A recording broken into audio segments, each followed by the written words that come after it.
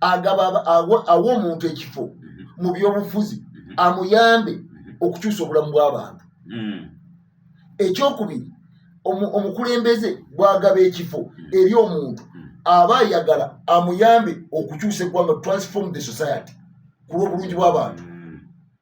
Ompulira nti munnabyabufuzi agaba ebifo lwa nsonga bbiri. Ayagala bwawadde akalulu, bwawadde ekifo amuyambe okufuna obuwagizi, okufuna akalulu era oba abantu bamuwagire. Ekyokubiri, abeere mu kifo ekyo kyamuwadde ng'akola ku lulwe.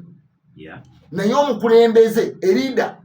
bw'agaba ebifo oba obukulu aba ayagala omuntu gwawadde ekifo amuyambeko okukyusa to improve the welfare of the people, nti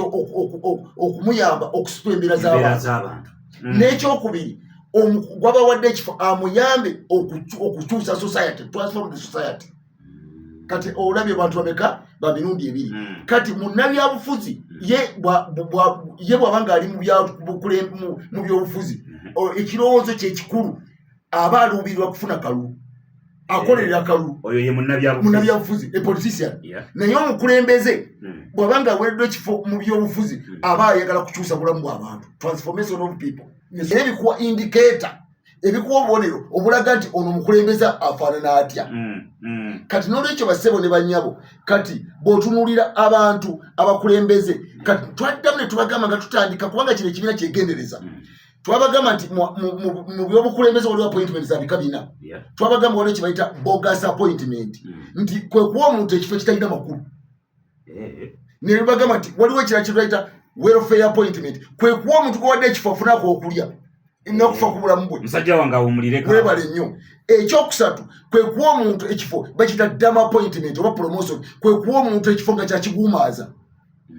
Nti omuntu ali mu kifo naye kyakiguumaaza. Naye omukulembeze awa omuntu ekifo ku merit, agabira busobozi. Era agabira ki? Busobozi, merit appointment. Merit appointment. Nti akuwa obusobozi. Obusobozi obwo bukuyamba okukyusa obulamu bw'abantu. Bumuyamba okukyusa obulamu bw'abantu ate n'okukyusa society. Kubanga alina obusobozi, ichanges society. Kati n'olwekyo ezo gye misingi kwe tutunuulira abakulembeze nga tubanalayizinga. Kati bw'ogenda n'otunula wano ebyobufuzi ebadde wano, omukulembeze bw'aba nga anaawangala mu bukulembeze waliwo ebintu ebimu byakola. Kati omukulembeze anaawangala mu bukulembeze ng'era obukulembeze bwabutambuliza ku ye, tawa bantu busobozi bubeera kubanga merit appointment tegeeza ki? Kyeki kye nabagamba nti you can get a position, nti omukulembeze agaba ekifo n'obeera mu possession of the position which has been given to you. Nti tobeera mu kifo kyokka wabula obeera n'obusobozi obukole emirimu gy'ekifo ekyo. Webalinyo nga tobozza muntu nga gw'otambula oli omuwa ripooti kubanga bamaze okulabamu ki. Naye ono omunnabyabufuzi gwawadde ekifo abeera mu position but when is not in possession. Kyobulala nti buli saawa baga kati mwana okubuuza omukulu oli alowooza ki ali mu kifo naye ng'aliwo gakiguumaaza. Ofunye bulungi. Kati ezo gye misingi gwe tusobola okutunuulira. Kati omuntu bw'asinzira okukola analysis, kati bw'otunuulira Oweekitiibwa Pulezidenti nga bwe yajja wano, kubanga olina ebintu by'olaba. Kati ogenda n'olaba nti oluusi Oweekitiibwa Pulezidenti adde agaba appointment n'osanga family emu naawe mukazi we musajja minisita mukazi we muwabuzi, n'osanga Jim Muhwezi minisita mukazi we muwabuzi, n'osanga Mama Mbabazi Saba minisita Secretary General mukazi we muwabuzi, n'osanga Ssempijja minisita muwala we muwabuzi wa Pulezidenti. Kati ebyo tibibeera nti omuntu aba akigabye nga tategeera, naye aba awa political enabling, nti aba enables people a certain family, nti aba asobozesa family eri okutuukiriza ebigenderwali yenga ye. Okitegedde nti kubanga omukulembeze abantu baabwe ebifo babeera ba gatekeeper of the society.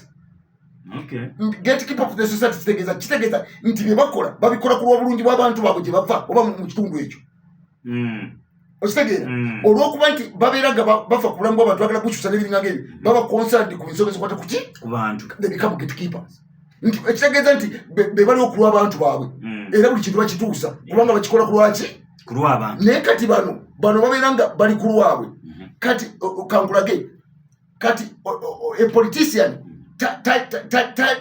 tasobozesa bawadde ebifo kuba n'amaanyi kuba na kifo ngujjuvu na kuba n'amaanyi ga byanfuna.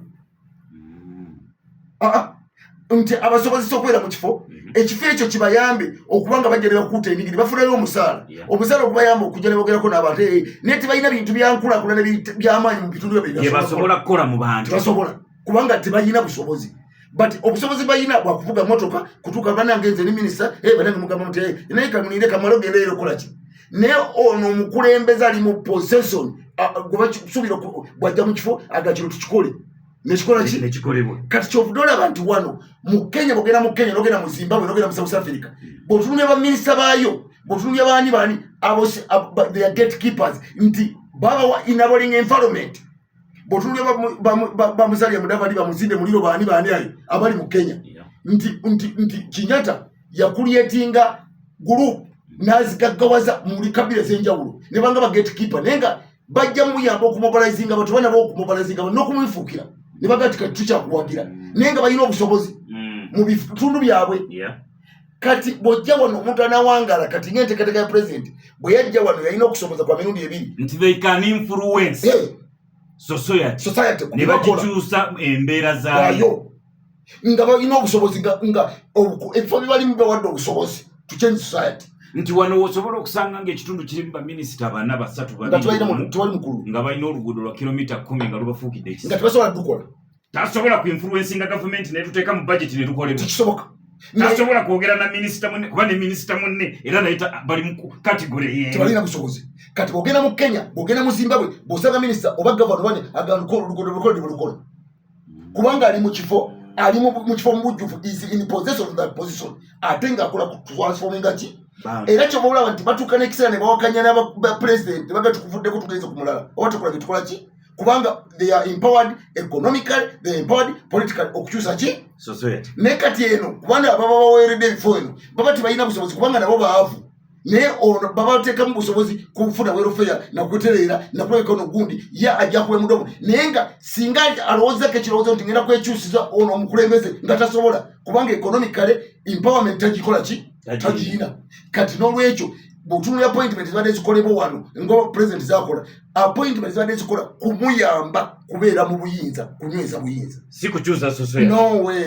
no way society nakyuka singa omukulembeze banakyusa society ate omuntu sibuli kintu tibabala kwebuuza ku ye bataddewo bano baba balina obusobozi okukola ki obukyusa ebituusa ebintu kubanga baba they are empowered even they can change society ne basapassinga even the president okusinzira omuntu babakola because they are gatekeeper nti babakuumi baki babitundu byabwe abantu baabwe naye kati omukulembeze tayimpowering abantu kyobudola nti abantu bali empowered the political families they are enabled politically but they are not empowered. By the way bw'owuliriza abantu abo right from RDC to ministers ndowooza mpaka ddala ku vice president singa wabaawo enteekateeka ya gavumenti katugambe PDM they will attribute it to personally to the president. That is what I'm telling you. Ne wajja kugombolola yo wamugora twagala okwebaza omukulembeze w'eggwanga Jeno Yoweri Kaguta Museveni tasobola kati twagala okwebaza gavumenti n'akikomyawo kati ayagalira akipiningire ddala n'ekikwaso ku kitogi kya president kumanye nti kiva ku oli kanziremoga is attributing to that is attributing his appointment on the president nti okufuna ekifo kye tiyali kifunye naye oli yamuyamba si busobozi bwe oli yamuyamba naye omukulembeze omujjuvu yamanyi nti I'm in this position, I'm in the possession of this position on my capacity to merit on my ability and capacity era is not attribute tasobola kukola mu lisawa ng'ali mukwano oli no because abamanyi abasasula omusolo banansi tubakyusize ebigenda maaso bakyuka obulamu bwabwe bagende maaso kuba abakimanyi nti ekigendererwa mu kumpa appointment eno n'ekifo kindimu was to influence and change society naye si kukuuta kadingiri ka muntu no era kyolulaba nti abakulembeze abo abalimu nti bayinza okukola ne basukuluma ne president ne balabika n'okulabika kubanga oli abayimpawalinga aba bateekateeka kumugjawo kubanga tagenda kubeerawo kubanga easy legacy and succession it is through these people abantu ba point nze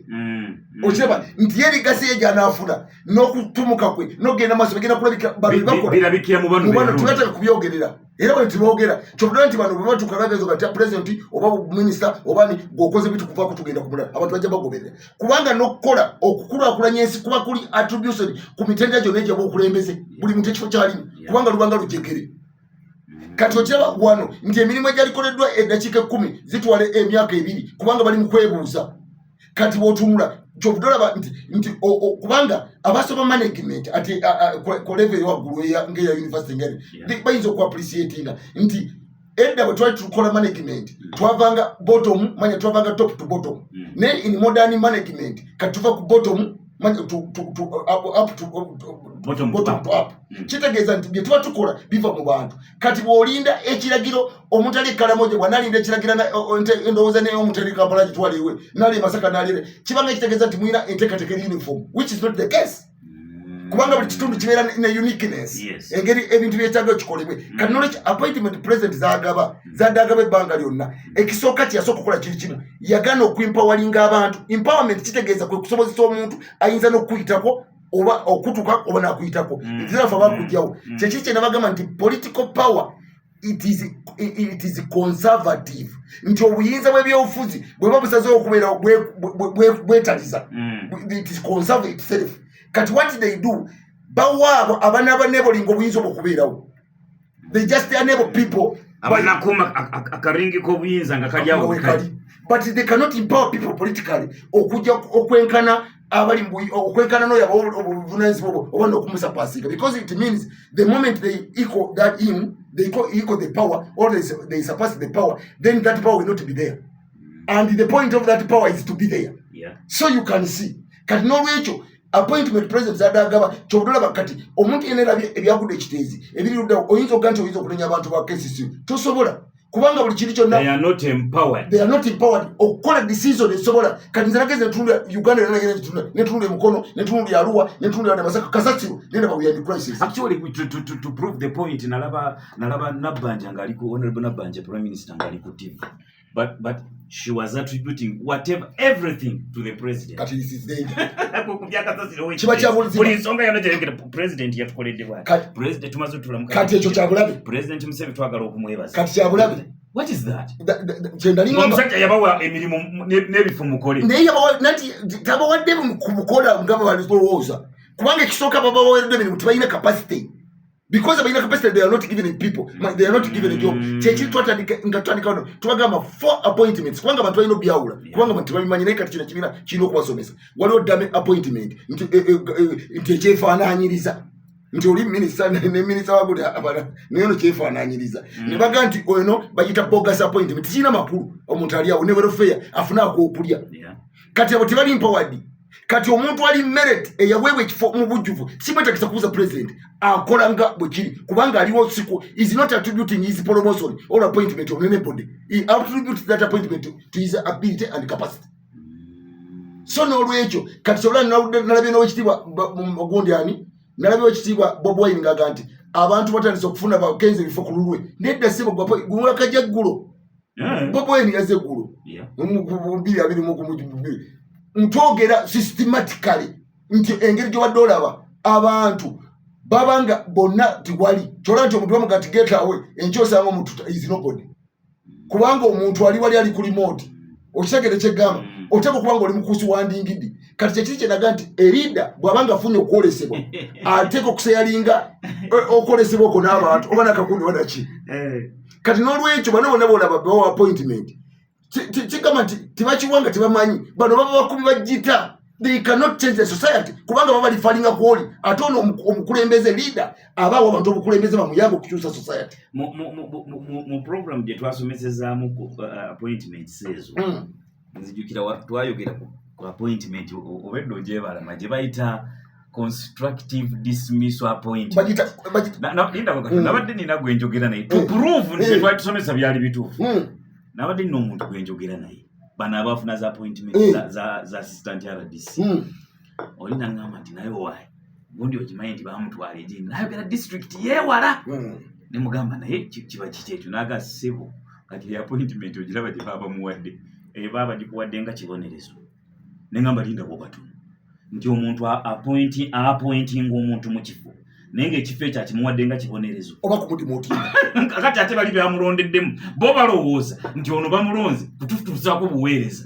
naye ng'akulonze kukubonereza. Let me tell you this. Reconstructing appointment kitegeeza olwaliro badde minisita enkya bakulonze ofuusa RDC technically you are nothing. Ekyo kifo kwe kugerengetanya kwe kupangapanga nti obadde Masaka bakusindisa ekabira mayido kiba kitegeeza nti baba bakujja mu byobufuzi kyola nti abamu babagatukwadde ekifo kya ambasada agasigenda ng'ani zensigala wano nga bali bawadde ono chairman wa Buganda agundi ono yali minisita wa Kiwanda n'agasigenda ku ambasada zensigala wano. Kati n'olwekyo abantu balina okutegeera ebintu bino, abantu baleme kubugumira bamufunanga appointment muleme kubuguma mujje tubabuulire kubanga ffe tuba tulaba. Kati n'olwekyo kanko kyokulabirako olunaku lumu delegation yava wano negende ewa muzeeyi Lwakituleeyo bwe batuukayo bavalakayi bwe batuukayo omuntu omwerakayi naga ne muzeeyi tubale twagala okole ki Matovu ono Matovu yali captain by then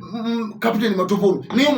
omuwe chepe omusajja akola nnyo namuga nti omuntu muwe chepe nti ngeno katagimanyi nti ngeno yakakoza mutale kinti ngeno yakakoza mutale n'agamba nti omunaga nti meja naga muzeeyi naye abadde muno tebategeera naga meja iyo ng'otu mwemupatia nti olugoye muwadde okitegedde kati you can see naye abaaliwo tewali n'omu yakipiikinga kutegeera makulu gakukola ki gakirimu nti olugoye nti amuwadde mwe bakama wange muwadde because yategeera nti bali ba leaders abeeraka delegation balina semakulu yali aba leaders kati yategeera nti bano baagala n'omuwe olugoye kamuwe ekibayita okufuna promotion nga togirinako buyinza tukiyita that is what we call bogus appointment. Tosobola kubeera major nga toyina company gy'okumanning oba battalion. You are useless. Because you take okuba ng'oli mu formation you take responsibility of that rank. Naye kati oli bwakuba buwi ekibayita nga toyina formation mwoli kibayita bogus appointment oba bogus promotion.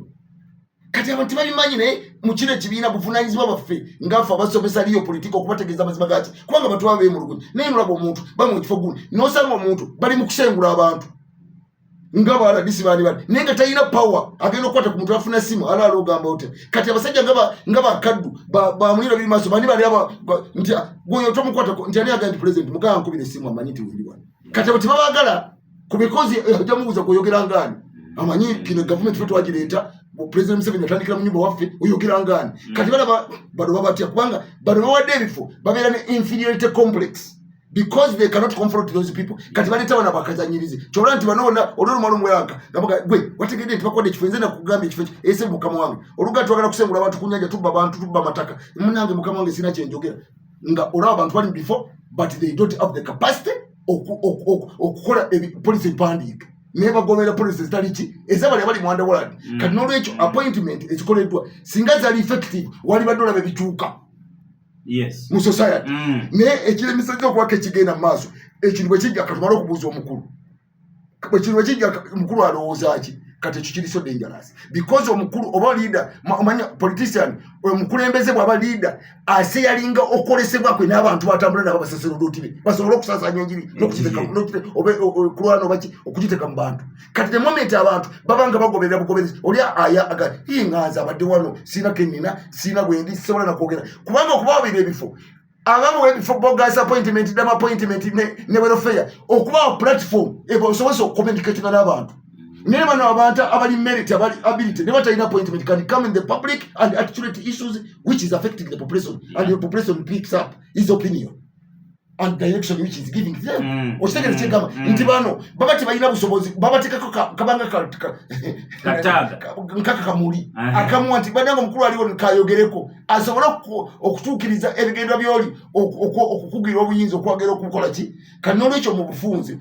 appointments zibadde zikolebwa mu ggwanga lyaffe nezikyakolebwa si za kukyusa society because bwe ziba nga zikyusa society abantu abawereddwa ebifo nga banakyusa society tibeebuuza ku abawadde busa presidential advisor ate omukulu yabawabula that is it naye kati oyo agenda kuwabula nati kati kamala okugamba ate nze nja kwogera ebigambo lunaku lumu kapiteni Zinga nga tannafa yagenda mu maaso ga pulezidenti nga yeemulugunya naga naye wekitiibwa kasookanga ononda naye tompita nga kukuwabula ku magezi pulezidenti naaseka namutunuulya naaseka naga naye Zizinga kati namukutu kati gompabuleki naye omanyi sente za gavumenti bazirira bwereere kati akonna kuteekako kaki kamuli osobole okufulula sente zaki naye niyakikyoseza munote kati ogenda kumpabula okiwulira kati n'olwekyo kati abantu tebamanyi n'olwekyo kwe kulabika nti abantu ab'obusobozi kubanga lwaki tebaleeta abantu balina busobozi okuteekawo kubanga bano balina obusobozi bajja kujjawo obuyinza buno abalina obusobozi banajja bajja kuleta talanta ate nakuuma obuyinza tayagala bantu balina kuleeta talanta zisituke kubanga abantu ba talanta bakola talanta zaabwe ne zirabika ne banga bajjawo ono kati n'olwekyo baleeta bajega kyekiri kye nabagamba nti wano mu Buganda abantu bonna bonna abaliwo bonna bajega bemupi bugenderevu kubanga wano balaba nti wali contestation ya power kati n'olwekyo abanavuganya bava wantu bava wano nti muleete bajega abatasobola atuuka mu palamenti tasobola kwogera luzungu atuuka eri aga nti bannange sesobola kati oyaba mufu because omuntu wagenda mu palamenti you are in a national parliament where articulation takes place so oteeka okubanga olina ability to articulate issues which is affecting your people so that you capture the national attention okusobola okusolvinga those problems oli ku radio budwe omuntu wa bulijjo katuumulemu katono nnyo ate tukomewo tovaawo era nga kati temukyabanja n'abantu oba mutegedde lwaki bayinawe ebintu bikolebwa nga abaali badde balina okubikyusa we bali naye nga tebasobola kubikyusa ekyokulabirako emabegako erindooza twalina mu covid by the way president n'ayisa ekiragiro naga tewabaawo addamu kusengula abantu ku ttaka nga ba RDC be bali bakulira baziranga task force covid task force abasengula abantu bagenda mu maaso n'okusengula nga ba RDC mu bitundu gye bali kati kanko ekyokulabira nate balina tebasobola kanko nate ekyokulabira ko kirane ekibayita omuntu okubeera ne merit kaddu bwe yajjire Masaka yasanga ono ekisengula abantu ttaka ky'amaanyi n'akitopinga naye ekimu ku ningu yadde era abantu bakubeera meeting nakasike nebagamba president komyawo kaddu tufa ebyo yali atuwadde naye kwe kubanga ali mu kifo nga talowooza nti president yali amuyamba bweyamuwa kifo nedda yali ali mu kifo kutuukiriza buvunaanyizibwa eri eggwanga ye president yali amukwasisako kukyusa bulamu bwaki naye kati ono gwebawadde ekifo nga ategere nti ono yanyambye olwokujja okusengula abantu amupiira kasimu goyogeranga banange sifiirwa kafo kange ndi kunoonya kakulya kyokudolaba mbadde njogera olwali mbadde nabantu mbadde njogera nabye manga tutudde mu lukiiko lwa kugula wa ikooti Masaka mbadde njogera neŋŋamba nti nze kyensobola okwebaza Katonda kwe kubanga yanyingiza mu magye ate mu magye nemba mulwanyi ate n'ensi yalinga n'abasajja baali ab'amaanyi baseefaali abaali ne president abagende Mazambikwe eyakomawo nga ye second in command nga yakomandi nga amagye ne bafanisale balejema bani bonna nga bali wansi we nga yaddira president Museveni Folonasa kati abasajja abo twayogera nabyo bintu naye nga seefaali yatugamba nga naga nti you people kamba buli ekintu bwe tuba nga tukola emirimu gino mu Uganda ffe situli ba Cuba ate situli ba pakasi omupakasi akuba kye yagende tukolera bannayuganda buli kintu kyonna kyetukola tulina okukikola naye bwe balaba baali boogera balumba nga oba genero naye nga takulaga nti obanza okufuna obwa genero muzeeyi yanyamba buyambi okubumpa nedda ng'akola yimirira n'atekinga decision nga ne decision olaba nga agitaddewo mu bulungi bwaki naye kati oliaga akafo kange nfa kati kasi tosanga abantu kafo kange nfa baba bawadde ebifo nga tebabijjaamu bayina bw'oyogera ekyo kituufu ngenda kuwa ekyokulabirako agoberera ate okukkiriziganya nange bw'otunuulira baminisita ba gavumenti apparently abaliko ng'obadde ogenze kubaasesinga the way they talk Kayindo Otafiire wanjawulo nnyo ayogera ng'ayogeza merit and authority why kubanga agamba nti kino kintu kyalimu president tamuyamba buyambi wa minisita oba kitegedde nantugulira agamba president Museveni tamuyamba buyambi wa minisita why because mu myaka gy'ensanvu yagenda okulikulutinga Kayindo Otafiire n'awandika bamama mbabazi nga bazimba ekintu bw'omuwulira ng'ayogera owulira omukulembeze ayogera ng'ali ku magulu ge nze kankubulira olunaku lumu bali basengula abantu wa egini ekyana mukakayo bakuba amasimu nebona bava mu State House kadi yabagamba nti president Mugambe amanyi nzigendere Masaka mugamba nkubira esimba abantu basigalayo naye nga bali bakubibwa amaanyi naka please naka gwani kubanga amanyi nti president Museveni yayingira mu ttwa yangu ng'alina balwanya namukaaga namutuukako ne mukulu we Lutamaguzi kati ali wano kugamba nti okumuwa ekifo kino agaje nyamba buyambi bantu president apana ekifo kino kunyamba no mukwasisako kuzimba ggwanga kati abo kyolera nti Kayingo Tafire ayogeza authority ne bamaje babali ku nsonga boogeza authority why kubanga ate omuntu alina bintu kimwetagisa kifo kumanya kyokka kati kyolera nti abantu abanywevu kati bano mediocre abazenga bakubajita batya okusembereza abantu abo onamubodalinga otya okisaba kyegambi olaba ti Kayingo Tafire asobola okutekinga stand ne vice president atasobola kutekinga okisegedde kimazima kale n'olwekyo